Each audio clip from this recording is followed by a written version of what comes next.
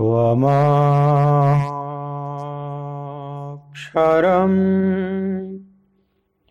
परमं वेदितव्यं त्वमस्य विश्वस्य परं निधानं त्वमव्ययः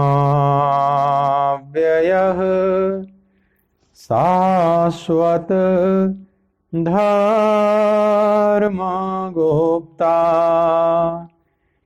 सनातनस्त्वं पुरुषो मतो मे। वायुर्यमोऽग्निः वरुणः शशाङ्कः प्रजापतिस्त्वं प्रपितामहश्च। नमो नमस्तेस्तु सहस्रकृत्वः पुनश्च भूयोऽपि नमो नमस्ते। बोलिए भक्तवत्सल भगवान की जय।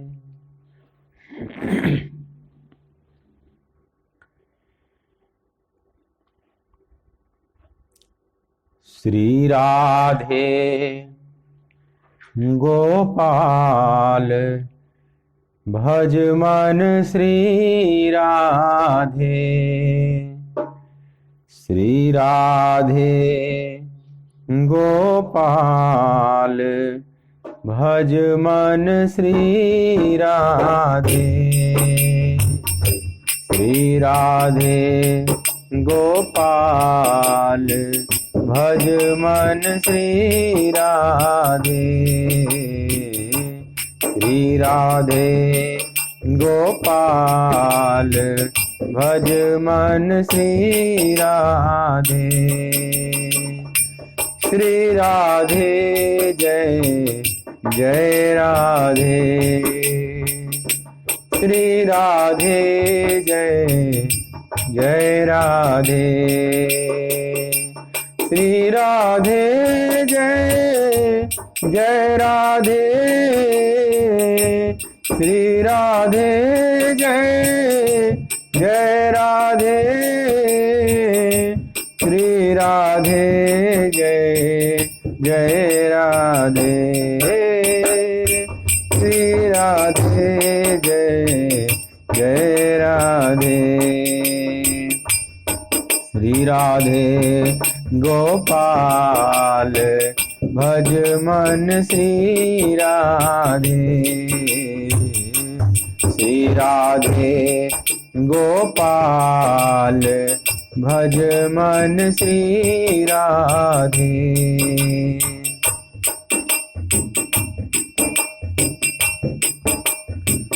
श्री राधे जय जय राधे। श्री राधे जय जय राधे। श्री राधे जय जय राधे। श्री राधे जय जय राधे।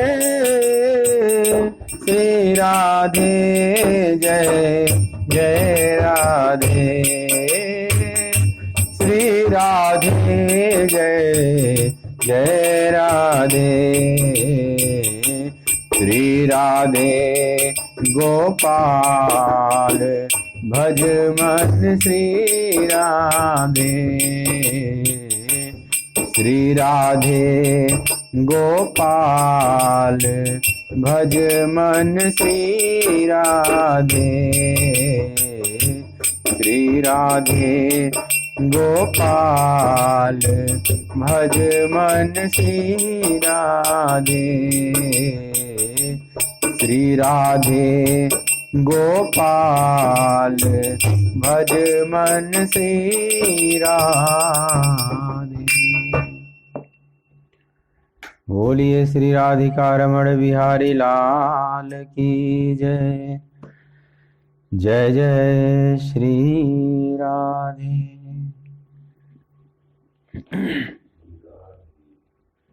श्रीमद् भगवद गीता ज्ञान यज्ञ के इस मांगलिक सत्संग सत्र में मेरी तरफ से, आराधना कुंज की तरफ से,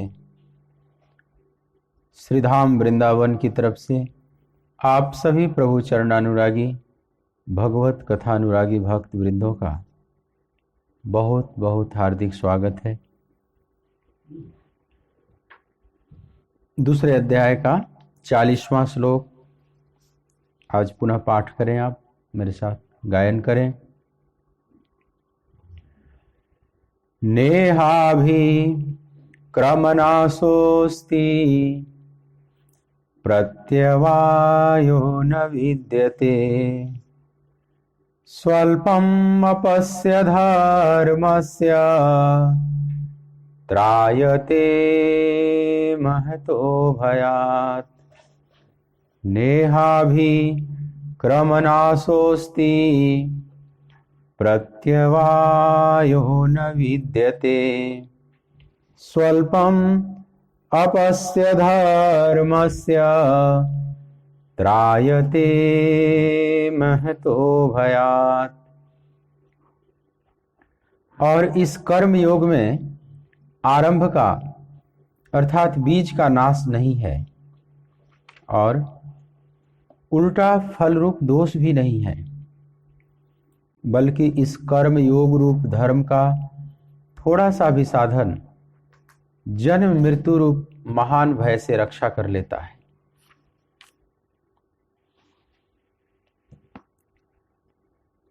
भगवान अब ज्ञान मार्ग से कर्म मार्ग की बात कह रहे हैं। एक और मार्ग की बात अर्जुन से कहना प्रारंभ करते हैं। तो कर्म मार्ग में कृत्य महत्वपूर्ण है। जो हम एक्शन जो करते हैं उसकी महत्ता है, पर कर्म को कैसे करें सारी कुशलता वहां छुपी हुई है।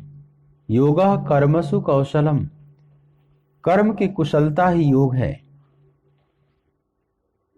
कर्म को कैसे कुशलता पूर्वक हम संपादित कर दें कि कर्म को ही सीढ़ी बनाकर हम कर्म से बाहर निकल जाएं, कर्म के जाल से हम बाहर निकल जाएं, कर्म को ही सीढ़ी बनाकर, कर्म को ही आधार बनाकर, कर्म को ही सदुपयोग करके। तो इस कर्म योग में, चूंकि कर्म शब्द महत्वपूर्ण है, पर कर्म योग कैसे बने अब इसकी विधि भगवान बताएंगे। उससे पहले भगवान उसकी विशेषता बता रहे हैं। अब कर्म योग की बात छेड़ दी है भगवान, तो पहले उसकी विशेषता, भगवान की खासियत है उपदेश देने की कि जिस विषय में वे बात करना चाहते हैं उस विषय की विशेषता पर पहले प्रकाश डालते हैं, उसके गुण धर्म पर बात करते हैं, ताकि ठीक ठीक उस पथ में हमारी रुचि हो जाए। तो कर्मयोग की विशेषता इस श्लोक में बताते हैं। 40वें श्लोक में यह कर्मयोग जो है कितना सुंदर सुंदर भाव लिए हुए हैं। तो इसमें 3 बातें बताते हैं कि नेहा भी क्रमनाशोस्ति, मतलब इसमें आरंभ का नाश नहीं होता। प्रत्यवायो न विद्यते, इसमें उल्टा फल रूप दोष भी नहीं है। और थोड़ा भी अगर ये आचरण में उतारते बन गया, स्वल्पम अपि अस्य धर्मस्य, इस कर्मयोग रूपी धर्म का थोड़ा भी आचरण करते बन गया तो त्रायते महतो भयात, महान भय से हमारा त्राण कर देगा, रक्षा कर लेगा, उद्धार कर देगा। तो 3 महत्वपूर्ण विशेषता इसमें बताया भगवान ने। तो पहली बात भगवान ने कही कि नेहा भी क्रम नाशोस्ति, इसमें आरंभ का नाश नहीं होता है। मतलब जो भी हम आरंभ कर देते हैं क्रिया, एक कदम भी अगर हमने चल दिया तो प्रकृति में ऐसी कोई ताकत नहीं जो हमारे उस एक कदम चले हुए कर्म को नष्ट कर सके।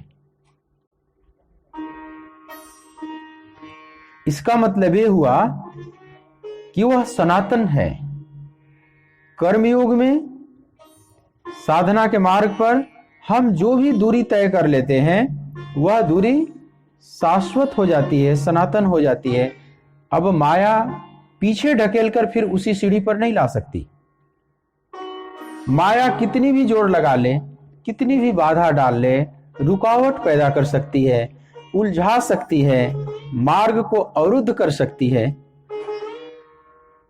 लेकिन माया में यह ताकत नहीं कि ढकेल कर पीछे कर दे साधक को। मान ले 7 सीढ़ी है, भगवत पथ में 7 सोपान माने गए हैं। एहिमः रुचिर 7 सोपाना, 7 भूमिकाएं हैं। योग और तंत्र के ग्रंथों में इसी को 7 चक्र भेदन कहा गया। वेदांत के ग्रंथ में इसको 7 सोपान कहा गया। भागवत का सप्ताह 7 दिन में जो धुंधकारी का उद्धार कराया गोकर्ण जी ने, 7 गांठ फट गए। एहिमः रुचिर 7 सोपाना। मानस में कहते हैं कि मानसकार कि अगर सरोवर है, परमात्मा राम सरोवर है, तो उसमें उतरने के लिए 7 सोपान हैं, 7 सीढ़ियां हैं। एहिमः रुचिर 7 सोपाना। तो 7 भूमिकाएं हैं, 7 सीढ़ियां हैं, 7 बैरियर्स हैं जिसको हमें पार करना होता है, 7 सीढ़ियां हैं जिसे हमें चढ़ना होता है मंजिल पर। तो मान लीजिए 7 में से कोई 4 सीढ़ी चढ़ गया और वहां पर वह माया का शिकार बन गया, उसकी साधना रुक गई, योग भ्रष्ट हो गया, शरीर छूट गया, उसके आगे नहीं बढ़ पाया। तो आगे जो उसका जन्म होगा तो 4 सीढ़ी उसकी सुरक्षित है। अब 5वें सीढ़ी पर कदम रखेगा, वह 4 सीढ़ी से नीचे नहीं उतार सकती माया। वो चाहे आकंठ माया में डूब जाए, आकंठ विषयों में डूब जाए, वो कितना भी भ्रष्ट हो जाए, लेकिन जो उसने आंतरिक कमाई कर ली है, 4 सीढ़ी वो चढ़ चुका है, तो 4 सीढ़ी उसकी सुरक्षित हो गई। यही एक बहुत सुंदर बात है इस अध्यात्म पथ की। लेकिन जब कर्म योग बनता है, सामान्य कर्म नहीं, विशेष कर्म को कर्म योग यहां भगवान कहते हैं, या उसको निष्काम कर्म कह लें। तो निष्काम कर्म की विशेषता है कि निष्काम कर्म में आप जो चलेंगे तो आपने कोई कामना तो नहीं रखी है, लेकिन आपको जो प्राप्त होगा वह अक्षय वस्तु प्राप्त होगी। अब वो क्षय नहीं हो सकती। तो एक तरह से निष्कामी बहुत कुछ पा जाता है और सकामी पाकर भी बहुत कुछ खो देता है। सकामी का सब पाना न पाने जैसा हो जाता है।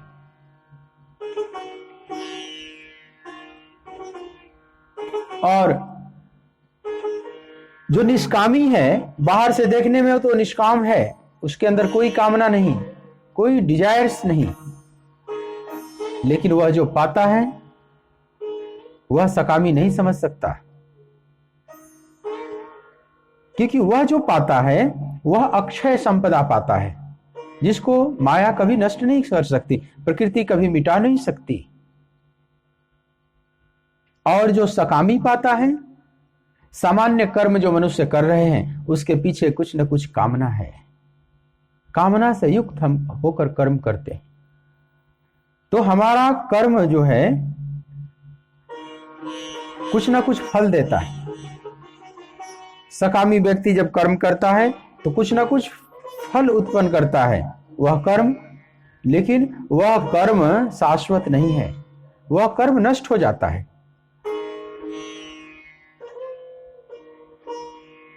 लेकिन कर्मयोग के रास्ते पर चलकर जो फल प्राप्त होता है उसको भगवान कहते हैं कि वह नष्ट नहीं होता।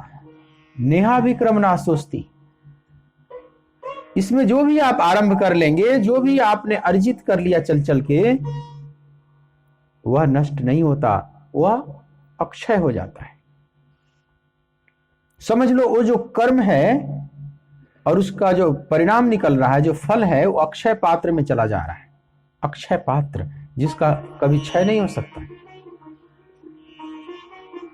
तो पहली विशेषता भगवान ने बताया कि आरंभ का नाश नहीं होता। जो भी इस साधन पथ पर चल देता है, अपने कल्याण के रास्ते पर, मंगलमय पथ पर चल देता है, उसमें जो भी वो अर्जित कर लेता है वह अक्षय हो जाता है। आप अक्षय तृतीया के दिन सुने हैं ना, कई अपने त्योहार आते हैं जिसमें शब्द अक्षय लगा हुआ है। अक्षय तृतीया, एक बैसाख के महीने में तृतीया का महीना आता है, उसको हम अक्षय तृतीया कहते हैं। कहते हैं कि उस दिन हम जो भी पुण्य कमाएंगे वो अक्षय हो जाएगा, वो नष्ट नहीं होगा। नेहा विक्रम नाशोस्ति। अक्षय नवमी एक आता है कार्तिक महीने में, शुक्ल नवमी, कहते हैं वो अक्षय नवमी है। आंवले के नीचे बैठकर हम जो भी पुण्य करते हैं वो अक्षय हो जाता है। पता नहीं वो अक्षय होता है या नहीं होता है। अक्षय तृतीया को किया गया पुण्य अक्षय होता है या न भी होता हो। अक्षय नवमी को किया गया जो पुण्य कर्म है अक्षय होता है या नहीं होता है, ये तो एक अलग विषय है। लेकिन भगवान कृष्ण यहां जो कह रहे हैं कि जो मेरे मार्ग पर चलते हैं, जो कर्मयोगी या कोई भी योगी, ज्ञान योगी हो चाहे कर्म योगी हो, मतलब जो हमारे रास्ते पर चलते हैं, जो परमार्थ के पथ पर चलते हैं, वे जो भी कमाते हैं वो अक्षय हो जाता है। वे जो भी कर्म करते हैं उसका फल अक्षय हो जाता है। यहां नेहा विक्रम नाशोस्ति कर्मयोग में इसलिए भगवान ने प्रयोग किया कि कर्मयोग में कर्म की प्रधानता है, ज्ञान योग में कर्म न करने की प्रधानता है। वो कहता है कि बस अपने सम्मोहन को तोड़ो, तो वहां तो कर्म का महत्व ही नहीं। तो ज्ञान योग में कर्म का महत्व नहीं है, इसलिए वहां ये सब आरंभ वगैरह की बात ही नहीं की है। लेकिन कर्म योग में जिसके जीवन में कर्म करना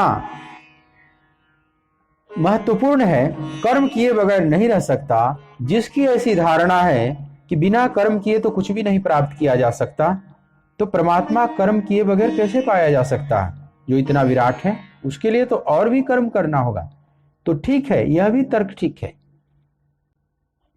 ज्ञान योगी कहता है कि उस विराट को हम अपने सीमित कर्म से कैसे पा सकते हैं, उसका भी तर्क ठीक है। जिसका स्वभाव है वैसे चले। लेकिन कर्मयोगी कहता है कि बिना किए तो कुछ भी नहीं मिलता, तो भगवान कैसे मिल जाएंगे बिना किए? तो उसका भी तर्क ठीक है। वो अपने स्वभाव के अनुसार तर्क ठीक कर रहा है। दोनों अपने अपने स्वभाव के अनुसार ठीक है और दोनों पा जाएंगे। एक न करके पा जाएगा, एक करके पा जाएगा। तो कर्मयोग में कर्म की प्रधानता है। कर्म को कैसे करें बात ये समझनी है। लेकिन उस कर्मयोग की विशेषता भगवान ने शुरू में बता दिया कि कर्मयोग में जो भी तुम तय कर लोगे दूरी पार्थ, वो नष्ट नहीं होगा। नेहा विक्रम नाशोस्ति, इसमें आरंभ का नाश नहीं होता। तो निष्काम कर्मी अक्षय संपदा को इकट्ठा करता चला जाता है। लेकिन सकामी जो भी संपदा इकट्ठा करता है वो सब क्षय है। वो आज है कल नहीं हो जाने वाला है। इसीलिए हम जो भी कर्म करते हैं और उसका जो भी फल हमें प्राप्त होता है वो शाश्वत नहीं है, वो साथ सदा नहीं देगा। जब हम भला कर्म करते हैं तो उसका परिणाम है पुण्य, बुरा कर्म करते हैं तो उसका परिणाम है पाप। लेकिन ये पाप पुण्य भी सुख दुख देकर नष्ट हो जाते हैं। लोग प्रश्न करते हैं ना कि मरने के बाद क्या साथ जाएगा। मानव, जब तू मर जाएगा, जब शरीर छूट जाएगा तो तुम्हारे साथ क्या जाएगा? एक प्रश्न उठता है, हमारे साथ क्या जाएगा? जाएगा जब यहां से, जाएगा जब यहां से, तो कुछ भी न पास होगा। 2 गज कफन का टुकड़ा तेरा लिबास होगा। 2 गज कफन का टुकड़ा तेरा लिबास होगा। जब तुम यहां से जाएगा तो कुछ भी पास नहीं होगा, कुछ भी साथ नहीं जाएगा।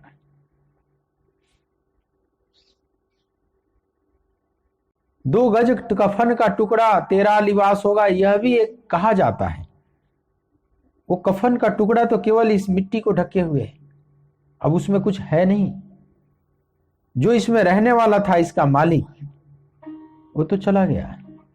इस घर का स्वामी चला गया, अब घर बचा हुआ है, खंडहर टूटा फूटा घर बचा हुआ है, तो उसको ढके हो। तो 2 गज कफन का टुकड़ा तेरा लिबास होगा, यह भी तो कहते नहीं बनता। पक्षी तो उड़ गया, पिंजड़ा बचा हुआ है, पिंजड़े को आप ढके हुए हो, उसको कफन कहते हो। तो पक्षी के साथ तो वो नहीं गया ना, वह भी नहीं जाता है। तो क्या जाता है? तो हमारे कर्म संस्कार जाते हैं, जो हमने कर्म किया है और उस सूक्ष्म रूप से संस्कारित हो गया हमारे चित्त पर।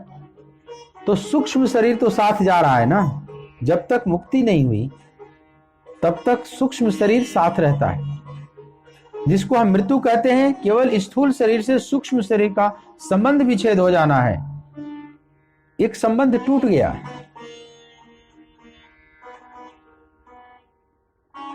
तो स्थूल शरीर यहीं रह गया, लेकिन सूक्ष्म शरीर उन कर्मों के संस्कार को लेकर आगे बढ़ जाता है।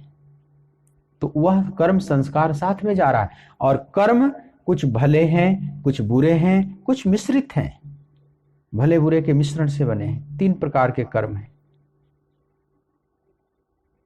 तो तीनों प्रकार के कर्म अपने अपने परिणाम देंगे। जो भले कर्म है वो पुण्य का परिणाम देगा, जो बुरे कर्म है वो पाप परिणाम देगा, जो मिश्रित है भले बुरे मिलकर वो पाप पुण्य मिश्रित परिणाम देंगे। लेकिन यह भी चुक जाएंगे। जो पुण्य कर्म है वो सुख देकर नष्ट हो जाएगा, उसी को स्वर्ग कहते हो, मतलब वो सुख देकर क्षीण हो जाएगा। जो पाप कर्म है वो दुख देकर क्षीण हो जाएगा, नष्ट हो जाएगा।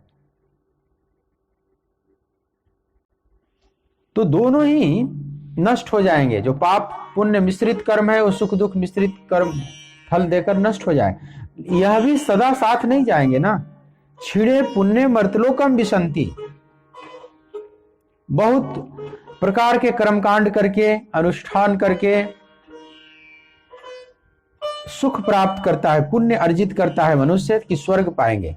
तो ठीक है, उस पुण्य के बल से वो स्वर्ग को प्राप्त कर लेता है, उच्च सुख की अवस्था में चला जाता है।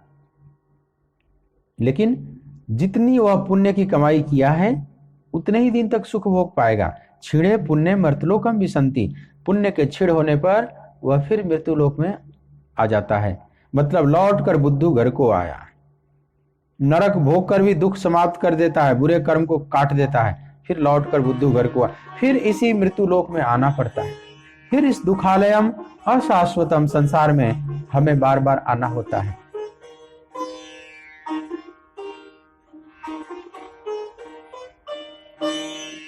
तो क्या शाश्वत साथ जाता है कुछ? कोई ऐसी संपदा है जो अक्षय रहती है, जो क्षय नहीं होती? तो भगवान उसी तरफ इशारा कर रहे हैं अर्जुन को कि नेहाभिक्रम नाशोस्ति, वह नाश नहीं होता। जो भी तुम अर्जित कर लोगे वह नष्ट नहीं होगा। वो क्या है? वो है प्रभु का भजन। उसी को निष्काम कर्म कहते हैं। हरि नाम है जो जपते भव सिंधु पार होते। मैंने दो धाराओं की बात की थी। कर्म योग की भी दो धाराएं हैं। जो मानवता को केंद्र में रखकर कर्म किया जाता है और एक परमात्मा को केंद्र में रखकर कर्म किया जाता है। तो समझ लो, जो मानवता को रख कर किया जाता है उसको आम बोलचाल की भाषा में आप कर्मयोगी कहते हैं, और जो परमात्मा को केंद्र में रखकर कर्म कर रहा है उसको बोलचाल की भाषा में हम भक्ति योगी कहते हैं। है एक ही निष्काम कर्म की ये दो शाखाएं, दोनों कर्म कर रहे हैं। वो मानवता की सेवा में लगा हुआ है तो वह कर्म तो दिखाई पड़ता है, लेकिन जो भक्त अपने ठाकुर की सेवा में लगा हुआ है वह भी तो कर्म है। चाहे वो माला ही जप रहा है, नाम जप रहा है, संकीर्तन कर रहा है, पूजा पाठ कर रहा है, कथा श्रवण कर रहा है। श्रवणम कीर्तनम विष्णु स्मरणम पाद सेवनम अर्चनम वंदनम दास्यम सख्यम आत्मनिवेदनम। यह जो कर्म बताया गया 9 प्रकार का, ये भक्ति योगियों के लिए। भक्ति मार्गी भी कर्म योगी है, लेकिन वह प्रभु को केंद्र में रखकर वह कर्म कर रहा है। वो चाहे अर्चनम वंदनम दास्यम सख्यम आत्मनिवेदनम श्रवणम कीर्तनम स्मरणम, ये जो सब कर रहा है तो कर्म ही ना। जप करना भी एक कर्म है। घंटों घंटों कोई जप कर रहा है तो कितना बड़ा कर्म है, परंतु उसके केंद्र में परमात्मा है। और जो दिन रात मानवता की सेवा में लगा हुआ है, समाज सेवा में लगा हुआ है, दूसरों का हित करने में लगा हुआ है, उसके केंद्र में मानवता है। और दोनों ही पार कर जाएंगे, दोनों ही प्रभु को पा जाएंगे। वह परमात्मा को सर्व में देखकर सबकी सेवा करता है। जर्रे जर्रे में है झांकी भगवान की, किसी सूझ वाली आंख ने पहचान की। तो जर्रे जर्रे में वह परमात्मा को देख रहा है, और जो भी जीव जगत दिखाई पड़ रहा है सबके प्रति मंगल कामना से भरा हुआ है। सर्वे भवन्तु सुखिनः सर्वे सन्तु निरामयाः सर्वे भद्राणि पश्यन्तु मा कश्चित् दुख भाग भवेत्। जो कर्मयोगी है उसका भजन क्या है? वो कैसे भजन करता है परमात्मा का? तो एक ही प्रार्थना करते रहता है, सर्वे भवन्तु सुखिनः, प्रभु सभी सुखी हो। सर्वे संतु निरामया, सभी जितने जीव जगत हैं सब निरोग हो, स्वस्थ हो। सर्वे भद्राणि पश्यन्तु, सभी मंगल का दर्शन करें, भद्र का दर्शन करें, अमंगल का कोई दर्शन न करें। माँ कश्चित दुख भाग भवेत्, किसी के भाग्य में दुख न हो प्रभु, ऐसी उसकी प्रार्थना होती। उसका हृदय विशाल हो जाता है, पूरे जगत को अपने हृदय में धारण कर लेता है, पूरे मानवता के प्रति वह मंगल कामना से भरा रहता है। वह मानवता के प्रति जो मंगल कामना से भर जाता है उसी में अपने अहम को मिटा देता है, अपने को भूल ही जाता है, अपने दुख सुख को भूल जाता है, और केवल मानवता का हित हो, जहां परमात्मा जो प्रतिबिंबित हो रहा है पूरी मानवता में, पूरे जीव जगत में, उसका हित हो। तेरा मंगल मेरा मंगल सबका मंगल हो ये रे, तेरा मंगल मेरा मंगल सबका मंगल हो ये रे। यह भाव है। कर्मयोगी का जो भाव है, उसका जो प्रेयर है, उसकी जो साधना है, जो भजन करने का तरीका है, वो यही है, सबका मंगल सोचकर और अपने कर्म में प्रवृत्त होता है। इसी को निष्काम कर्म कहते हैं, मतलब अपने लिए कोई कामना नहीं, लोग सुखी। बहुत सुंदर भाव है। ऐसे लोगों की भी जरूरत है इस धरती पर। बड़े करुणावान लोग होते हैं, इसमें करुणा की प्रधानता है। और ये जो दूसरे निष्काम कर्म की जो दूसरी शाखा है, जिसको भक्ति योग कहते हैं, इसमें प्रेम की प्रधानता है। वह पूरे जगत के मंगल तो साइड से वो भी सोचता है, लेकिन वो अपने प्रभु की सेवा में लगा रहता है, दिन रात अपने मन को प्रभु से जोड़ने में वो लगा रहता है। तो श्रवणम कीर्तनम स्मरणम पाद सेवनम अर्चनम वंदनम दास्यम सख्य निवेदनम आत्मनिवेदन, इन सब अंगों से कहीं ना कहीं मन को जोड़े रहता है। इसको कहते हैं आम बोलचाल की भाषा में भक्ति योग। लेकिन भक्ति योग भी कर्मयोग की एक शाखा है। इसमें प्रेम की प्रधानता है, उसमें करुणा की प्रधानता है, जिसको आम बोलचाल की भाषा में आप कर्मयोग कहते हैं, और इसमें भाव और प्रेम की प्रधानता है। अब ये पूरे जगत को की तरफ दृष्टि इसकी नहीं है, अपने ठाकुर की तरफ दृष्टि है। भोर भये ते सांझ ढले तक सेवा को नित नेम हमारो, स्नान करावे वो वस्त्र ओढ़ावे वो भोग लगावे वो लागत प्यारो, कबते निहारत आप की ओर कि आप हमारी ओर निहारो, राधे कृष्ण हमारे धाम को जानी वृंदावन धाम पधारो। यह भाव है। देखो धाराएं दो ही हैं। लोग कहते हैं कि फिर भक्ति योग कहां चला गया। लोकेस्मिन द्विधा निष्ठा पुरा प्रोक्ता मया नघ, ज्ञान योगे न सांख्या नाम कर्म योगे न योगी नाम। दो ही धाराएं अनादिकाल से चली आ रही हैं, सांख्य योगी के लिए ज्ञान मार्ग और कर्म योगियों के लिए निष्काम कर्म मार्ग। ये दो ही धाराएं हैं ना, तो फिर भक्ति मार्ग कहां चला गया। तो भक्ति मार्ग इसी कर्मयोग की शाखा है, जिसमें परमात्मा केंद्र में रखकर अपने प्रभु से वो लाड़ लड़ाता है। प्रभु को केंद्र में रखकर चारों तरफ वो परिक्रमा करता रहता है। लेकिन है कर्म, चाहे वो नाम जप रहा है प्रभु का, वो भी कर्म है। पर वह जो नाम जपना भी कर्म है, अगर उसमें कोई सकाम इच्छा न हो, कोई सांसारिक फल को दृष्टि में रखकर वो कामना से युक्त होकर वो नाम न जप रहा हो, केवल प्रभु प्रीत्यर्थ, भगवत प्रीत्यर्थ कर्म कर रहा है, प्रभु की प्रसन्नता के लिए, प्रभु आनंदित हो, प्रभु को सुख मिले, वे हमें देखें, तो प्रभु प्रीत्यर्थ जो कर्म करता है, अनिमितता भक्ति, जिसमें कोई और निमित्त नहीं है, सांसारिक वस्तु व्यक्ति परिस्थिति इत्यादि कोई उसके निमित्त में नहीं है, उसके लक्ष्य में केवल परमात्मा है, तो यह अनिमितता भक्ति कही जाती है। और उसमें जो वह नाम जपेगा, प्रभु का पूजन करेगा, जप करेगा, जो भी करेगा, उस जो संपदा इकट्ठी होगी वो अक्षय होगी, क्योंकि प्रभु भी सत्य है तो प्रभु का नाम भी सत्य है। सत्य हरि भजन जगत सब सपना, उमा कहूं मैं अनुभव अपना, सत हरि भजन जगत सब सपना। भगवान शिव कहते हैं कि हे देवी, हे पार्वती, उमा, मैं अपना अनुभव कहता हूं कि सत्य हरि हैं और हरि का भजन भी सत्य है। हरि सत्य है तो हरि का भजन, माने परमात्मा सत्य है तो परमात्मा की तरफ उठाई गई दृष्टि, परमात्मा की तरफ चला हुआ एक भी कदम सब सत्य ही है। कर्म चैव तदर्थीयम सदित्यवा विधीयते। 17वें अध्याय में भगवान बात करेंगे ओम तत्सत की। ओम तत्सत की व्याख्या किए हैं 17वें अध्याय के 23वें श्लोक से।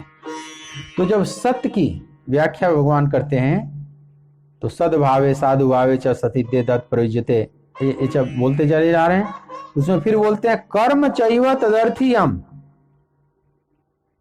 सदित्य वा विधीयते। मतलब उस सत्य के प्रति जो कर्म किया जाता है, जो सत्य तत्व परमात्मा है, उनको लक्ष्य में लेकर जो कर्म किया जाता है वो कर्म भी सत्य है, उस कर्म का जो परिणाम है वो भी सत्य है। तो हरि तो सत्य है ही, हरि का भजन भी सत्य है। तो वह जो भजन है उसको मिटा नहीं सकती प्रकृति,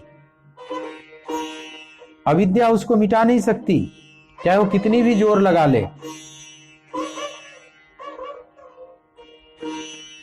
तो उस आध्यात्मिक पूंजी को इकट्ठा करने की तरफ भगवान का जोर है कि उस आध्यात्मिक पूंजी को इकट्ठी करो, और बाकी कोई भी पूंजी जाएगी नहीं साथ में, एक ही पूंजी जाएगी साथ में। हरि नाम है जो जपते भव सिंधु पार होते, तजते जो मोह माया बंधन से मुक्त होते। हरि नाम है जो जपते भव सिंधु पार होते, तजते जो मोह माया बंधन से मुक्त होते। प्रभु से जुड़ेगा रिश्ता, प्रभु से जुड़ेगा रिश्ता, बस वो ही खास होगा। 2 गज कफन का टुकड़ा तेरा लिबास होगा, 2 गज कफन का टुकड़ा तेरा लिबास होगा। जाएगा जब यहाँ से, जाएगा जब यहाँ से, कुछ भी न पास होगा। 2 गज कफन का टुकड़ा तेरा लिबास होगा, 2 गज कफन का टुकड़ा तेरा लिबास होगा। तो हरि नाम है जो जपते भव सिंधु पार हो। प्रभु का नाम जो जपते हैं, प्रभु का ध्यान करते हैं, स्मरण करते हैं, मतलब भगवत कमाई करते हैं, मतलब आध्यात्मिक पूंजी इकट्ठी करते हैं, वही शाश्वत पूंजी।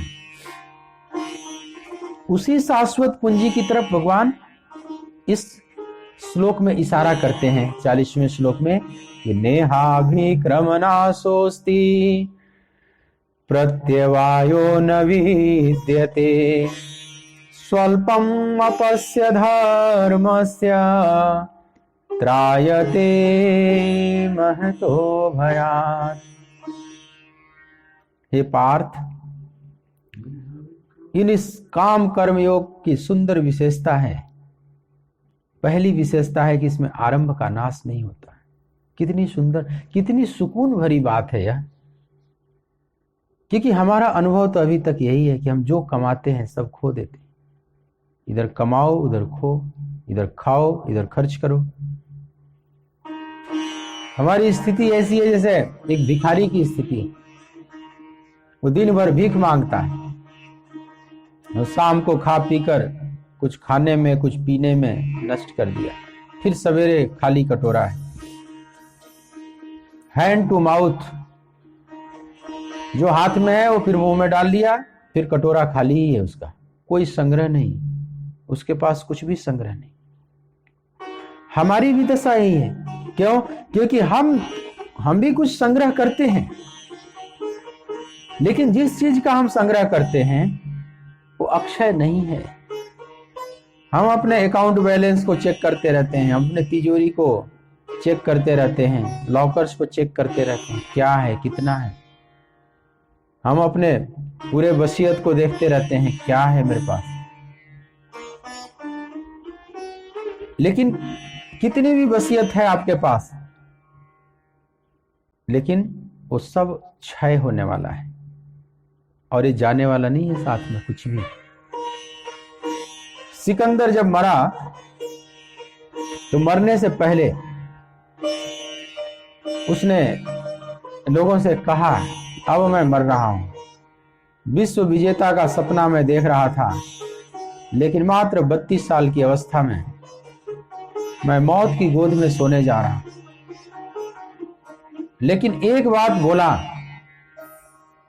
कि मेरी जब अर्थी निकले एथेंस ले जाना, यहीं से घायल हो गया था, भारत में ही पूरे विश्व का एक छत्र सम्राट बनने का सपना देखता था। और उस समय भारत सबसे सुंदर देश था, धन और धर्म दोनों की यहाँ बहुतायत थी, दोनों में अपने पूरे खिलावट में था, पूर्ण फ्लावरिंग में था। तो भारत को जीत लूंगा तो पूरा विश्व जीतना हो गया एक तरह से। तो वह यूनान से चलकर आया, ग्रीस जिसको बोलते हैं, एथेंस जहां की राजधानी है, वहां से चलकर आया, कितनी दूर, यूरोप में पड़ता है। यूरोप से चलकर और एशिया महादेश को पार करता हुआ, मध्य एशिया को पार करता हुआ इधर दक्षिण एशिया में आया, भारत में प्रवेश किया सिंधु नदी पार करके, और भारत को जीतने का सपना लेकर आया। लेकिन उस समय पाटलिपुत्र के राजा चंद्रगुप्त के हाथों पराजित हुआ। उसके घायल शरीर को लेकर भागे फिर एथेंस की तरफ, रास्ते में ही दम तोड़ दिया। लेकिन देखा कि अब मेरा दम टूटने वाला है, विश्व विजेता का सपना तो टूट ही गया, अब शरीर रखने का भी अब सपना नहीं बचा, शरीर भी टूट रहा है, सांसें टूट रही। उसका विवेक जागृत हुआ और जो उसके साथ थे उन लोगों से कहा कि मेरी अर्थी जब निकले तो मेरे दोनों हाथ ऐसे खुले रहे, नीचे लटकते रहे। लोगों ने कहा कि महाराज ऐसी अर्थी तो आज तक किसी की नहीं निकली, ऐसी अर्थी तो किसी की नहीं निकली कि दोनों हाथ लटक रहा हो। बोला कि नहीं निकली होगी, लेकिन मेरी निकालना, क्योंकि मेरे जैसा पागल भी दुनिया में शायद कम ही हुए होंगे। अब दुनिया वाले देखें कि विश्व विजेता का सपना देखने वाला सिकंदर भी खाली हाथ जा रहा है, इसके हाथों में कुछ नहीं।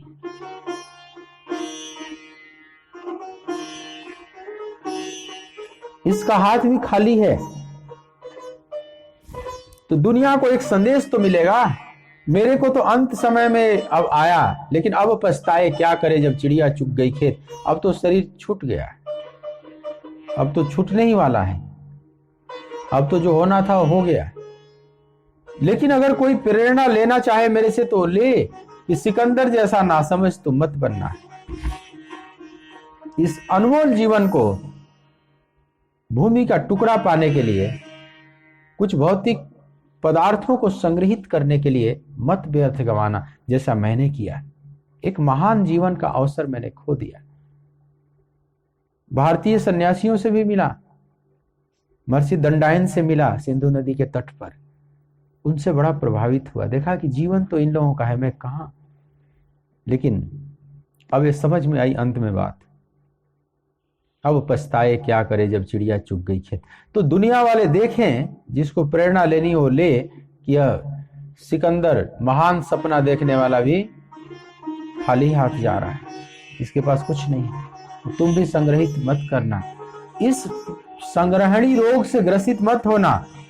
इस सांसारिक पूंजी को तुम शाश्वत और अक्षय मत मान लेना, लेकिन एक जो अक्षय पूंजी है उसकी तरफ दृष्टि उठाना, जिसकी बात भगवान यहां कह रहे कि नेहा भी क्रमना सोचती। थोड़ा भी अगर आरंभ भी हो जाए तो उतना भी अक्षय हो जाता है, उसको भी मिटा नहीं सकती प्रकृति। और जो सकामी है वह आनंद भी नहीं प्राप्त कर सक पाता जो निष्काम भक्त पा लेता है, जो निष्काम भाव से केवल प्रभु की आराधना में लगा हुआ है। वह जो आनंद पा लेता है वह सकामी नहीं पा सकता। उस रस को, उस स्वाद को सकामी कामनाओं से युक्त व्यक्ति नहीं समझ सकता। तो भगवान एक पहली विशेषता बताते हैं कि इसमें आरंभ का नाश नहीं होता। ये बहुत सुकून देने वाली बात है, क्योंकि हमारा जो अनुभव है, हम जो कमाते हैं वो सब नष्ट हो जाता है। यहाँ एक ऐसी बात बताते हैं कि इस राह पर चलोगे तो जो भी कमाओगे वो अक्षय हो जाएगा। इसीलिए कहते हैं अनेक जन्म संसिद्धस्त तो याति परम गति। अनेक जन्मों के अंतराल में वह मेरा भक्त परम गति को प्राप्त कर लेता है। अनेक जन्म, एक जन्म से बात नहीं बनती। शायद ही कोई एक जन्म में पाया हो। अनेक जन्मों की संपदा इकट्ठी होते होते होते हो। अगर मान लो पिछले जन्म में जो कमाया, अध्यात्म की कमाई कमाया, और मरने के बाद सब प्रकृति उसको नष्ट करके बराबर कर दे, सब मटिया मेट कर दे, तब तो फिर दोबारा चलना पड़ेगा ना प्रारंभ से। तो फिर तो शायद ही कोई पहुंच पाए उस परमात्मा तक। नहीं, इसकी विशेषता है कि जो भी हम कमाए हैं अभी तक, जो भी पूंजी हमने इकट्ठी किया है, वो सब इकट्ठी होती जा रही है। तो पिछले जन्म में जो कमाया है वो स्थिर है। अब इस जन्म में जो कमाएंगे उसमें ऐड होता चला जाएगा, जुड़ता चला जाएगा। इस तरह से हमारी पूंजी बढ़ती चली जाती है। और अनेक जन्म संसिद्धस्त तो याति पराम गति। बहुनाम जन्मनाम अंते, बहुत जन्मों के अंतिम जन्म में कई जन्मों की कमाई इकट्ठी होती है। तो अंतिम जो जन्म होगा, जहां से अब आवागमन का चक्र समाप्त हो जाता है, तो सारा जो है, सारी जो कमाई है वो अपना परिणाम लाती है और हमें इस संसार चक्र से बाहर निकालकर परमात्मा के राज्य में स्थापित कर देती। यह बहुत राहत की बात है। इसलिए एक बात समझ लें कि हम जो भी करते हैं, आप जो भी करते हैं धर्म का काम, यह बहुत सुंदर है। इस समझ लो घड़ा भर रहा है, बूंद बूंद जैसे तालाब भरता है ना, तो बूंद बूंद आपका तालाब भर रहा है। आप रोज एक कथा श्रवण कर रहे हैं, रोज गीता पर प्रवचन सुन रहे हैं, चाहे कम भी समझ में आता हो किसी को, ज्यादा भी समझ में आता हो, न भी समझ में आता हो, तो भी आपका ये बैठना निष्ठा से,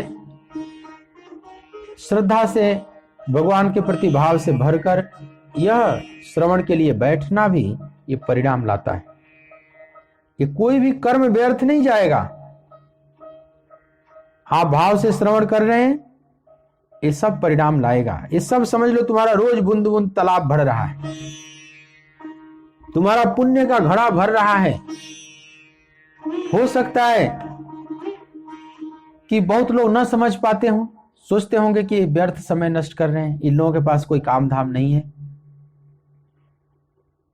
निकम्मे हैं, घरों की कोई जिम्मेवारी है, न कोई इनको गम है, न किसी व्यवस्था की जिम्मेवारी है, तो अपना प्रवचन सुन रहे हैं बैठकर गीता पर। अपने मोबाइल को, टैब को, लैपटॉप को खोल दिए, बैठे हुए हैं। तो जो बहुत भागम भाग में लगे हुए हैं, उनकी दृष्टि में आप एक तरह से व्यर्थ का समय ही नष्ट कर रहे हैं। लेकिन इसका निर्णय ठीक ठीक कौन करे? अगर हम इस गीता के अनुसार चलें तो गीता कहती है कि यह जो आप कर्म कर रहे हैं, यह आपकी कमाई अक्षय है, आपके अक्षय पात्र में इकट्ठा हो रहा है।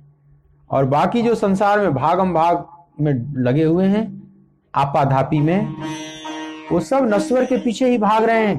वो कोई उसमें से शाश्वत कमाई नहीं है। लेकिन यह विवेक तो बहुत बाद में जन्म लेता है ना, जब बहुकाल करिए सत्संगा। बहुत काल तक सत्संग करते करते हमारे अंदर का विवेक जागृत होता है, क्योंकि बिनु सत्संग विवेक न होई। बिना सत्संग के विवेक ठीक ठीक जागृत नहीं होता। और वह विवेक बताता है कि संसार में अंधे की तरह मत दौड़ो। संसार के अंध दौड़ में तुम भाग मत लो, रुको, जरा सोचो। कुछ प्रभु के बारे में सोचो, कुछ अपने बारे में सोचो, कुछ तत्व के बारे में सोचो। दिन रात संसार और भोग और विषय, पद प्रतिष्ठा, इसी के विषय में मत सोचो। तो कुछ हर मनुष्य को चाहिए कि कुछ समय अपने लिए निकालें, चाहे कितना भी घर में कैसी भी परिस्थिति हो, उस विषम परिस्थितियों में भी कुछ समय अपने लिए अवश्य निकालना चाहिए सबको। कुछ प्रवचन सुनने में, कुछ मौन होकर बैठने के लिए, कुछ स्वाध्याय के लिए, और कुछ भगवान का मौन में बैठकर उनका स्मरण करने के लिए, कुछ आत्मचिंतन करने के लिए। इसके लिए अवश्य समय निकालना चाहिए। जिसके पास जितना समय है, समझ लो थोड़ा उससे ज्यादा निकालो। उसमें दो एक काम थोड़ा बिगड़ भी जाए तो बिगड़ जाए, लेकिन जो प्रभु का भजन है उसमें समय अवश्य दे, क्योंकि यही कमाई काम आएगी। नहीं तो जब शरीर छोड़कर व्यक्ति जाता है, देह सब छूट जाएगा। देह मुए पीछे मर गई दुनिया, कहे कबीर सुनो हो गुनिया। है गुनी लोग, विवेकी लोग, जरा सुनो। देह मुए पीछे मर गई दुनिया। शरीर के छूटते ही ये सारा छूट जाएगा, ना आपको याद रहेगा, ना ये कहीं आपको ढूंढ पाएंगे।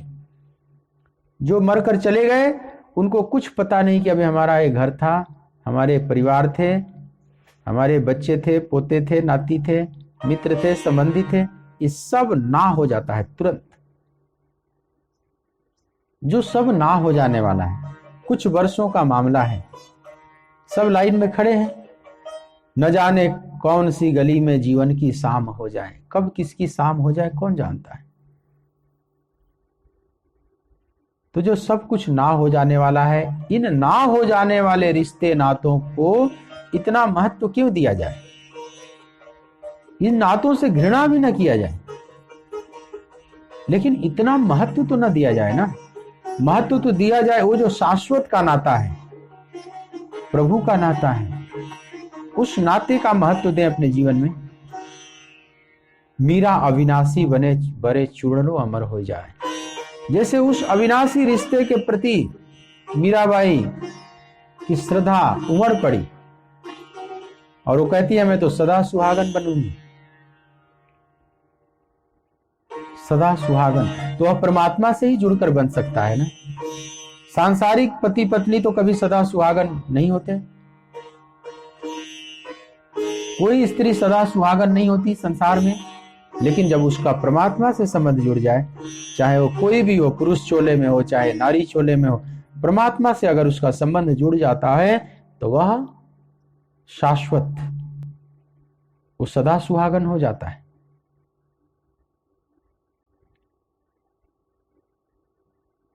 तो सदा सुहागन हम बने, इसके लिए वह परमात्मा ही सदा सुहागन है। इसके लिए हमें उसे परमात्मा, उस परमात्मा के लिए हमें कर्म करना होगा।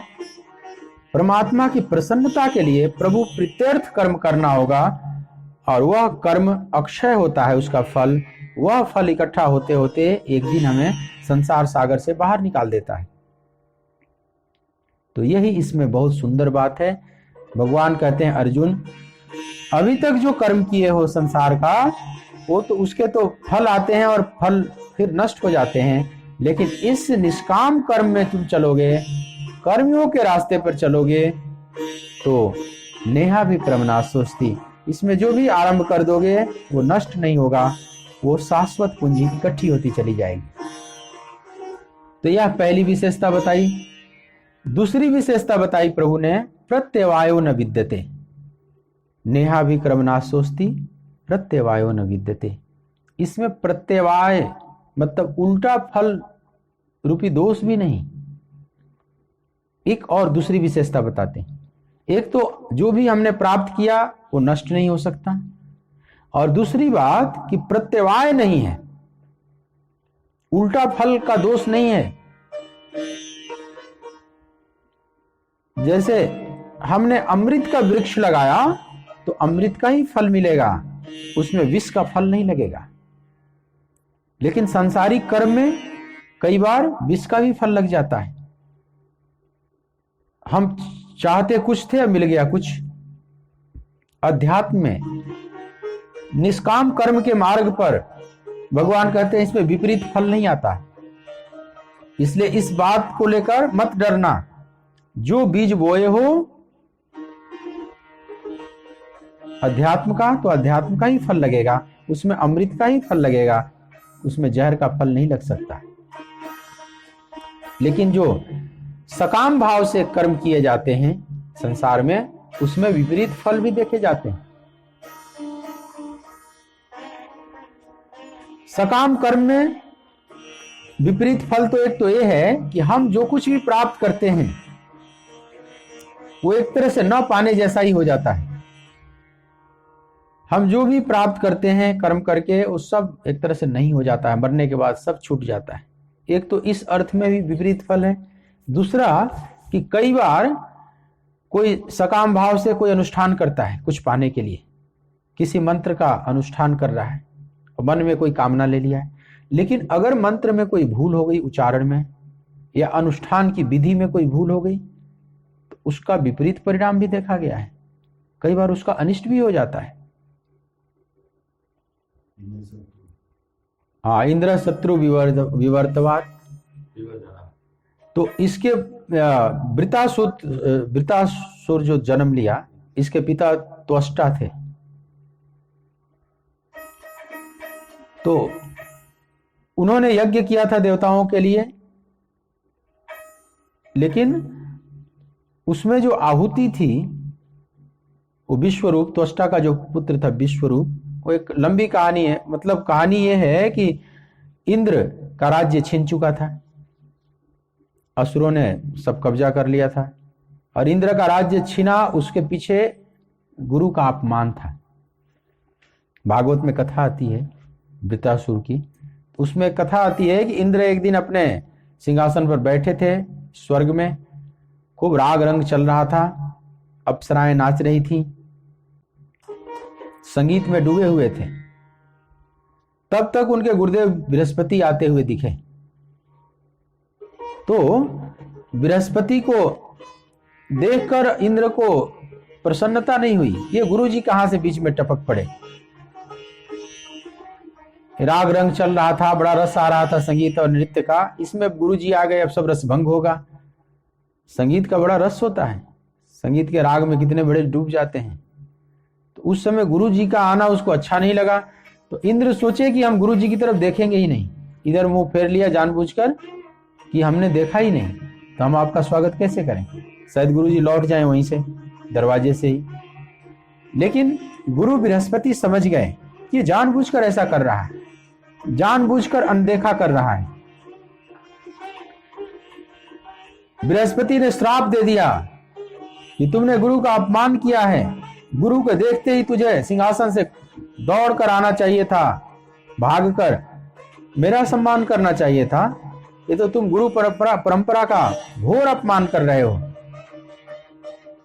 इन विषयों में डूबे हुए हो, ये ज्यादा महत्वपूर्ण हो गया है, गुरु महत्वहीन हो गया है तुम्हारे लिए, तुम्हारी बुद्धि इतनी मारी गई विषयों में, तेरे पास अब विषय भोग रहना उचित नहीं, क्योंकि तुम इसका दुरुपयोग करना शुरू कर दिए हो। और गुरु ने श्राप दे दिया कि जाओ श्रीहीन हो जाओ, सब तेरा विषय छिन जाए, स्वर्ग का भोग छिन जाए। और गुरुजी इतना श्राप देकर चले गए और जाकर छुप गए कि इंद्र अब आएगा भागा भागा ढूंढता हुआ, लेकिन वो छुप गए ऐसी जगह कि इंद्र ढूंढते रहे, फिर मिले ही नहीं। इसी में असुरों ने चढ़ाई कर दिया, स्वर्ग को छीन लिया, मारे मारे देवता फिर रहे इधर से उधर। अब स्वर्ग कैसे पाया जाए फिर से? तो फिर गुरुजी जैसे तैसे मिले, क्षमा याचना किया, तो गुरु ने बताया कि एक यज्ञ करो। लेकिन अब अभी बृहस्पति नहीं मिले, हालांकि बाद में मिलेंगे, तो लेकिन अब यज्ञ कराने के लिए कोई गुरु तो चाहिए। तो फिर से गुरु बना लिया विश्वरूप को, त्वष्टा के पुत्र थे विश्वरूप, उनको जबरदस्ती गुरु बना लिया, जबकि उम्र में छोटे थे विश्वरूप, वे मना कर रहे थे, लेकिन उन्हें जबरदस्ती गुरु बना लिया अपना स्वार्थ सिद्ध करने के लिए। गुरु तो बना लिया, लेकिन जब यज्ञ होने लगा, असुरों पर विजय पाने वाला यज्ञ जब प्रारंभ हुआ, तो विश्वरूप की जो गुरु मां थी वो असुर कुल से थी। तो कुछ भाव मां की तरफ भी होता था उनका, कहीं ना कहीं असुरों वाला भी अंश है। तो देवताओं के मंगल के लिए आहुतियां तो देते थे विश्वरूप, लेकिन कुछ आहुतियां उधर असुरों के लिए भी दे देते थे, क्योंकि उधर वो ननियाल था। और इस घटना को जब इंद्र ने देखा तो बहुत कुपित हो गया और वज्र से मारा, वहीं पर मर जाते हैं विश्वरूप। तो विश्वरूप के जो पिता हैं त्वष्टा, वे बड़े नाराज हुए और उन्होंने भी एक यज्ञ प्रारंभ कर दिया, और उस यज्ञ से एक पुत्र की प्राप्ति कर होगी, मतलब पुत्र कामेष्टि यज्ञ प्रारंभ किया। और उसमें था कि ऐसा पुत्र उत्पन्न हो जो इंद्र का शत्रु हो। तो वहां जो मंत्र बोल रहे थे कि ऐसा पुत्र हो जो इंद्र का शत्रु हो, लेकिन बोलने में इंद्र शत्रु, और वहां पर थोड़ा सा उच्चारण में फर्क पड़ गया, मतलब इंद्र पर ज्यादा जोड़ हो गया। जैसे इंद्र जब आवे शब्द उनके होठों पर, तो इंद्र याद आ जाए तो क्रोध से भर जाए।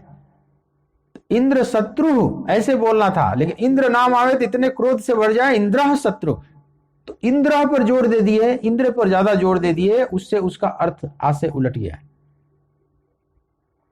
और उसका अर्थ निकल गया कि ऐसा पुत्र उत्पन्न हो जिसका शत्रु इंद्र हो, जबकि वो त्वष्टा चाहते थे कि ऐसा पुत्र उत्पन्न हो जो इंद्र का शत्रु हो। तो शत्रु पर जोर देना था, जोर हो गया इंद्र पर, इतने ही से फर्क पड़ गया, और पुत्र उत्पन्न तो हुआ जिसका नाम पड़ा वृतासुर।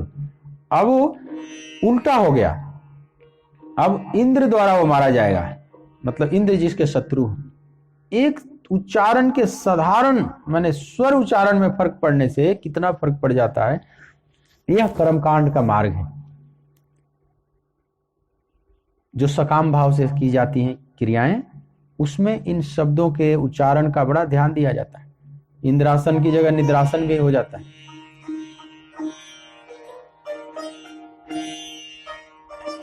कुंभकर्ण के साथ हुआ ना, सरस्वती ने थोड़ी सी प्रेरणा कर दी और वो इंद्रासन मांगना चाहता था, निकल गया निद्रासन और सोने लगा। इतनी सी बात से तो इसे प्रत्यवाय कहा जाता है। तो जो सकाम भाव से जो भी कर्म किया जाता है उसमें प्रत्यवाय का खतरा बहुत रहता है। आपको अनुभव है, हर व्यक्ति को अनुभव है, संसार में हम बहुत कुछ चाहते हैं, लेकिन कई बार विपरीत आ जाता है। हम चाहते खूब बढ़िया है, आ जाता है कुछ और। हर माता पिता चाहते हैं हम बहुत बढ़िया संतान उत्पन्न करें, हमारा संतान बहुत बढ़िया हो, और कई बार बड़े नालायक भी पैदा हो जाते हैं। जैसा जो चाहते हैं सबके पुत्र ऐसे तो हो नहीं जाते।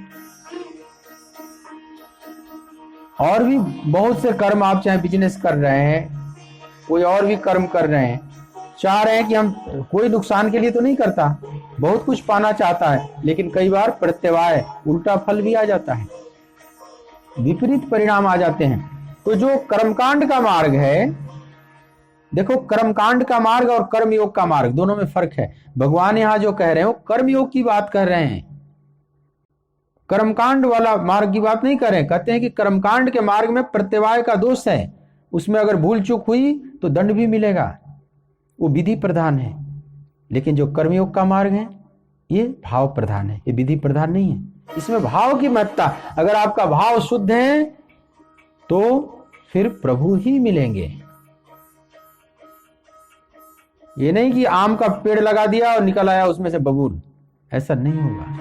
अगर आपने परमात्मा रूपी अमृत का बीजारोपण किया है, कर्मयोग का मतलब होता है कि हम परमात्मा रूपी फल को दृष्टि में रखकर कर्म कर रहे हैं, प्रभु को पाने के लिए। इसी को निष्काम कर्म कहते हैं। निष्काम कर्म इसलिए कहते हैं कि इसमें एक ही कामना है प्रभु की, सांसारिक कामना नहीं है। लेकिन प्रभु को पाने की कामना में नहीं आती। ये तो भगवान भी कहेंगे कि मामिच्छाप तुम धनंजय, हे धनंजय मुझे प्राप्त करने की इच्छा कर। एक तरह तो इच्छा द्वेष समुत्थे न द्वंद्व मोहे न भारत, ऐसा बात बोलेंगे। इच्छा द्वेष इत्यादि से बाहर निकलो, इन द्वंद्वों से। और दूसरी बात करते हैं कि मामिक्षा, तुम मुझे प्राप्त करने की इच्छा रख। शब्द तो इच्छा यहां भी प्रयोग किया है, लेकिन यह जो इच्छा है केवल शब्दों में कहने की मात्र का है। प्रभु को पाने की इच्छा में नहीं आती। ये तो अपने ही है ना, प्रभु तो सदा से अपने हैं। इच्छा तो उसकी होती है जो हमारे पास नहीं है, कहीं और है। इच्छा का मतलब क्या होता है? जो वस्तु हमारे पास नहीं है, कहीं और है, किसी और के पास है, हम उसको पाना चाहते हैं, उसको इच्छा कहा जाता है। तो प्रभु तो सदा हमारे हैं, सदा अपने हैं, बस एक विस्मृति हो गई है। सबके उर अंदर बसत जानत भाव कुभाव। प्रभु तो इतने करीब हैं जितना हम अपने करीब भी नहीं है, उतने करीब प्रभु हैं। उन्हें पाने की बात नहीं है, वो इच्छा में नहीं आती। जैसे आप अपने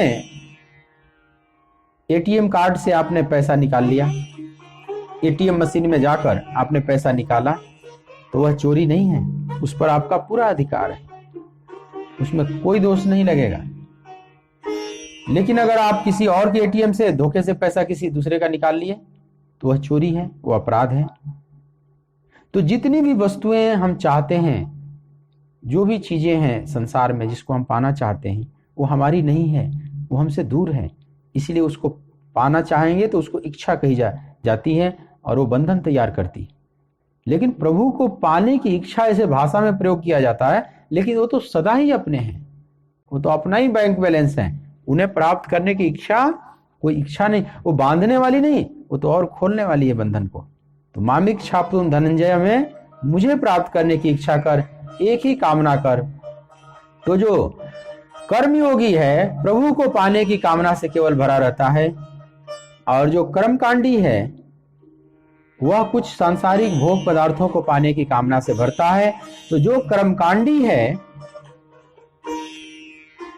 जहां विधि की प्रधानता है, विधि विधान का महत्व है, वहां पर उल्टा फल का भी दोष हो जाता है। और जहां भाव की प्रधानता है, जो भक्ति का मार्ग है, वहां जरा भी डरने जैसी बात नहीं। जो भी करोगे वहां मंगल ही मंगल होगा। वहां कोई कर्मकांड और विधि निषेध का महत्व नहीं, वहां भाव का महत्व है। ब्रज की गोपियों की कथा आप सुनते हैं, चीरहरण की लीला। चीरहरण की लीला में कथा आती है कि हेमंते प्रथमे मासी नंद ब्रज कुमारी का, यही हेमंत ऋतु के प्रथम महीना, जो अभी महीना चल रहा है ना, मार्गशीर्ष का महीना, अगहन का महीना, इसी महीने में। हेमंत ऋतु में 2 महीने होते हैं, ये मार्गशीर्ष का महीना और पौष का महीना। मार्गशीर्ष और पौष। तो प्रथमे मासी, सुखदेव जी महाराज कहते हैं परीक्षित से कि हेमंते प्रथमे मासी, मतलब ये जो मार्गशीर्ष है, यह महीना बहुत पवित्र माना गया है। इसी भगवत गीता में भगवान कहेंगे कि महीनों में मैं यही मार्गशीर्ष का महीना हूं। मासा नाम मार्गशीर्षो हम, महीनों में मैं मार्गशीर्ष का महीना हूं पार्थ। ये भजन के लिहाज से बहुत सुंदर महीना है, इसमें खूब भजन शांति से करनी चाहिए, डूबकर अंतर्मुखी होकर। इसी महीने में भगवान ने गीता का उपदेश भी दिया है। अब जो एकादशी आएगी अगली, मोक्षदा एकादशी, उसी दिन गीता का ज्ञान दिया। तो मार्गशीर्ष का महीना बहुत महत्वपूर्ण है। सीताराम विवाह भी हुआ, भगवान माँ जानकी और राम का यही विवाह हुआ। तो इसी महीने में 1 महीने का व्रत प्रारंभ करती हैं ब्रज की गोपियां, भगवान कृष्ण को पाने के लिए, पति रूप में प्राप्त करने के लिए। और माँ कात्यायनी मतलब माँ पार्वती की पूजा करती। पाना है कृष्ण को और पूजा हो रही है कात्यायनी की। लेकिन पूजा का जो विधान है वह भागवत में जो वर्णन किया गया है बड़ा विचित्र है। उसमें उनको बहुत कुछ नहीं आता, बहुत बड़े बड़े लंबे चौड़े मंत्र भी नहीं आते, बहुत कर्मकांड भी नहीं आते। और तो और गोपियां यमुना किनारे आती हैं भोर में समूह में, और वस्त्र उतार कर नहा लेती हैं और फिर वस्त्र पहन लेती हैं। नए वस्त्र भी धारण नहीं कर रही हैं, इतना भी उनको कर्मकांड का बोध नहीं है। और माँ कात्यायनी बालुका इकट्ठी कर देती हैं और खूब मिलजुल कर सब पूजा करती हैं और भोलेपन में भगवान को मांगती हैं माँ से, और भगवान प्रसन्न भी हो गए, गोपियों को मिल भी गए। तो अब आप देख सकते हैं कि इतना कर्मकांड नहीं जानती, लेकिन परिणाम उनका बड़ा सुंदर आता है। इसमें कोई प्रत्यवाय नहीं हुआ, मतलब विपरीत फल नहीं आया। यह मार्ग है, भक्ति का मार्ग ऐसा ही है जिसमें विपरीत फल नहीं आता। अगर आपका भाव शुद्ध है, भाव शुद्ध है तो कैसे भी चलो, उल्टो सीधो जामिए खेद पड़े वो बीज। तुलसी अपने राम को रीझ भजे चाहे खीझ, उल्टो सीधो जामी है जो खेत पड़े गो बीज। कैसे भी आप भजन करो, भाव शुद्ध है, आपके भाव में प्रभु हैं तो प्रभु ही मिलेंगे। सबरी का जानते ही हो, झूठा बेर भगवान खाए। अब यह कोई विधान तो नहीं है। अगर कोई कर्मकांड की पुस्तक में आप पढ़ें कि भगवान को भोग कैसे लगाया जाता है, तो कहीं भी ये बात नहीं आएगी। वहां तो बड़ी सुचिता की बात आएगी, और यहां सबरी झूठा बेर का भोग लगा रही। तो झूठे फल सबरी के खाए, रुचि रुचि भोग लगाई, सब सो ऊंची प्रेम सगाई। दुर्योधन की मेवा त्याग्यो, दुर्योधन की मेवा त्याग्यो, साग विदुर घर खाई, सब सो ऊंची प्रेम सगाई, सब सो ऊंची प्रेम सगाई। चाहे वो विदुर पत्नी का केले का छिलका हो, माता से सबरी का जूठा बेर हो, यह सब भाव की तो प्रधानता है। भाव वश्य भगवान सुख निधान करुणा है। ठाकुर रामकृष्ण परमहंस देव माँ के साथ ही मंदिर में बैठकर भोजन करते थे। हाहाकार मच गया, बहुत बड़ा मंदिर है, उसमें बहुत से और पुजारी थे। माँ कुपित हो जाएगी, अनिष्ट हो जाएगा कुछ। रानी रासमणी तक खबर गई, जल्दी इस पुजारी को निकालो यहां से, बदलो, ये तो महापागल है। रानी ने एकांत में पूछा कि बाबा, यह पूजा करने का कौन सा ढंग है? आप गर्भगृह में ही बैठकर माँ के साथ ही भोजन कर रहे हैं। उसी में बोले कि मैं तो बचपन में माँ के साथ जब भोजन नहीं करता था तो मेरा पेट ही नहीं भरता था, और माँ को भी अच्छा लगता था। रानी समझदार थी, समझ गई कि इनका भाव बहुत ऊंचा है। अब माँ ही मान लिया तो अब क्या भेद। माँ से बच्चा कहीं डरता है? अगर सबसे कम कहीं डरता है बच्चा तो माँ से। कभी कभी पिता से भी डर जाएगा, पिता भी आंख तड़ेड़ देगा तो बच्चा डर जाता है। कई ऐसी घटनाएं भी आती है, बच्चों को मार देते हैं। ऐसे ऐसे बाप कसाई की तरह उठा के पटक दिए, बच्चे मर गए। तो पिता जब आंख निकाल देता है तो बच्चे कई बार डर जाते हैं कि कोई ज्यादा अनिष्ट न कर दे। लेकिन माँ से नहीं डरते बच्चे। माँ की गोद में बैठ जाएंगे, आंचल में बैठ जाएंगे, कंधे पर चढ़ जाएंगे। तो जब माँ ही मान लिया, हम माँ माँ तो कर देते हैं, काली को माँ कहते हैं, काली माँ, और काली से कितना डरते हैं, जरा भी भूल ना हो जाए। अब ये जो कर्मकांड की भूल करने वाले जो पुजारी, भूल से डरने वाले जो पुजारी हैं, ये माँ कहते हैं लेकिन माँ रूप में अभी नहीं मानते ठीक से। माँ और बेटे का संबंध नहीं जुड़ा, आंतरिकता से नहीं जुड़ा। रामकृष्ण देव का आंतरिकता से संबंध जुड़ चुका था, माँ और एक उनकी संतान। मैं छोटे शिष्य हूं माँ की। माँ आमी यंत्र छे, तुम ही यंत्री आछे। मैं तो केवल यंत्र की तरह हूं, तुम यंत्री हो माँ। तो तुम सब कुछ तुम हो, संचालिका तुम हो, तो एकदम संतान भाव जब आ जाएगा तो फिर भय कहां। इसी की बात भगवान कहते हैं कि प्रत्यवायो न विद्यते, इसमें उल्टा फल कोई भी नहीं है। माँ और प्रसन्न हो जाएगी, प्रभु प्रसन्न हो जाएंगे। इन्हीं लोगों को परमात्मा मिले। और जो कर्मकांड से डरते रहते हैं, भूल चूक ना हो, तो ये तो सकामी होते हैं, कुछ ना कुछ सकाम भाव से कर्म करते हैं। लेकिन फिर भी इन महापुरुषों का आप नकल मत करना।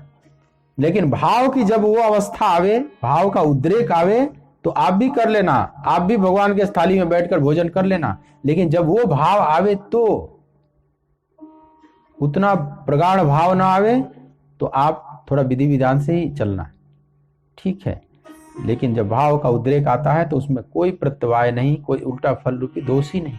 और एक तीसरी बात भी भगवान बताए हैं कि स्वल्पम अपस्य धर्मस्य त्रायते महतो भयात्, स्वल्पम अपि अस्य धर्मस्य, इस धर्म का थोड़ा भी आचरण अगर करते बन गया तो जन्म मृत्यु के महान भय से रक्षा कर लेता। इस पर थोड़ी सी बात कल के प्रसंग में और करेंगे। इस कर्मयोग की विशेषता बता रहे हैं भगवान। कर्मयोग की बात आगे प्रारंभ करने से पूर्व उसकी विशेषता पर प्रकाश डाल रहे हैं। भगवान की अपनी खासियत है उपदेश देने की। जो माल बेचना है उसके पहले उस माल की विशेषता बताओ। जैसे कोई व्यापारी कोई नया माल लॉन्च करता है, या कोई नया phone, mobile phone device launch होने से पहले उसका ऐड आने लगता है, 1 महीने पहले से उसकी विशेषता बताई जाने लगती है, ताकि ग्राहक का मन तैयार हो पहले से लेने के लिए। तो उस कर्मयोग में की बात करने से पूर्व कर्मयोग की क्या विशेषता है, उस पर भगवान इन 40वें श्लोक में प्रकाश डाल रहे हैं। थोड़ी सी और बात करेंगे कल।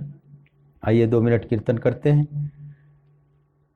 गोविंद मेरो है, गोपाल मेरो है, गोविंद मेरो है, गोपाल मेरो है, मेरो बाके बिहारी नंदलाल मेरो है, मेरो बाके बिहारी नंदलाल मेरो है, गोविंद मेरो है, गोपाल मेरो है, गोविंद मेरो है, गोपाल मेरो है, मेरो बाके बिहारी नंदलाल मेरो है, मेरो बाके बिहारी नंदलाल मेरो है, गोविंद मेरो है, गोपाल मेरो है, गोविंद मेरो है, गोपाल मेरो है। बोलिए भक्त वत्सल भगवान की जय। सच्चिदानंद भगवान की जय।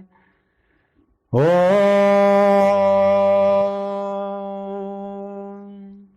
नमः पार्वती पतये।